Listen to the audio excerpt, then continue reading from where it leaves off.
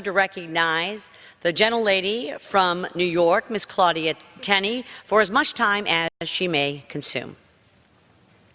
Thank you, Mr. Speaker, and thank you, Congresswoman Ann Wagner. You are just a wonderful inspiration for me as a new member.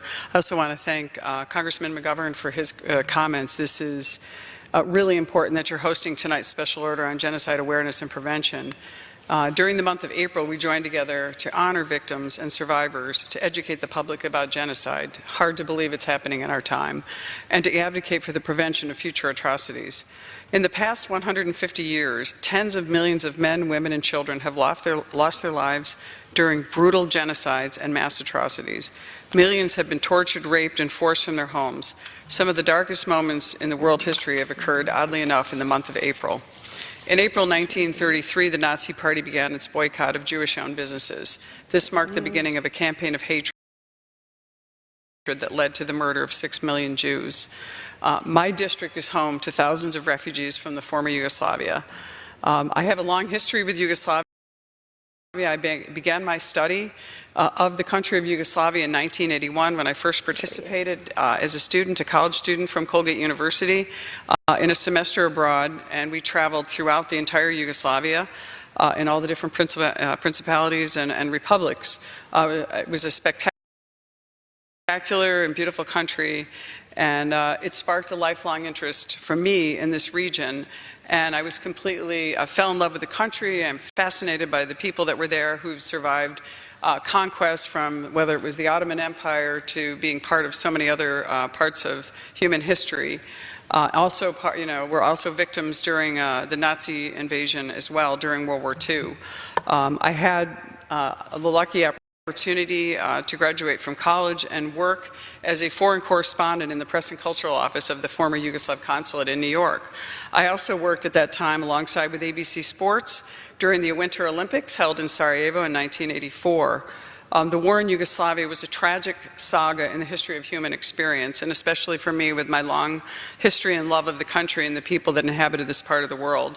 I work with people from the consulate, from all the republics and autonomous provinces from the former Yugoslavia. It just seemed unthinkable to me that this human genocide could occur in the region of the world which had experienced many occupying forces due to its very unique and very important geopolitical strategic location in the world. Yugoslavia was always known as the gateway between East and West, the place where you could get from Europe through Yugoslavia to eventually the Middle East along the Mediterranean.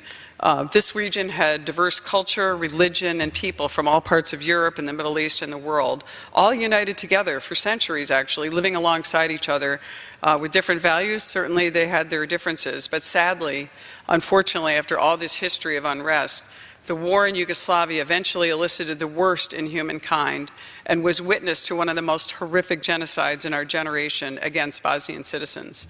To the Bosnian community, April, again, marks 26 years since the beginning of the siege in Sarajevo, Bosnia. The horrific period of violence lasted for over 3.5 years and was the longest siege in modern warfare. All told, over 10,000 people, including 1,500 children, were killed in Sarajevo during this siege. In 1995, the worst massacre within Europe since World War II took place. The Srebrenica massacre killed more than 8,000 Bosnian boys and men during the Bosnian War. In addition to these horrific killings, more than 20,000 civilians were expelled from the area. Many of these Bosnian refugees emigrated to my region. We're thrilled to have them. And it's just worth noting that my son was actually a student in the after-school program at the Jewish Community Center in my area. And the Jewish Community Center was actually instrumental in helping to find safe refuge in our community for these Bosnian Muslims who were suffering this unconscionable genocide and atrocities against them. I think it was the solidarity and the sympathy and the understanding, the true understanding of genocide that our Jewish citizens recognized in our region. And we are grateful to them, and we're also grateful to the Bosnian community for the decision to have so many wonderful Bosnian families visit our city and now remain as citizens citizens. They've provided the same ingenuity and the entrepreneurship and the vibrancy and the creativity that I remember during my days of studying this very special part of the world. And I'm especially grateful to them for enabling me to sustain the bond that developed between me, my family, who have all traveled to that part of the world, and this amazing group of people for the past 37 years of my life. It's become almost a vocation for me, just my study of Serbo-Croatian and my study of this region. And as we mark these tragedies of the past, we must not overlook what is taking place in the present. I just want to mention a little bit about my city. Utica, New York has been recognized as one of the friendly cities to refugees. The City of Utica School District now has over 42 languages spoken.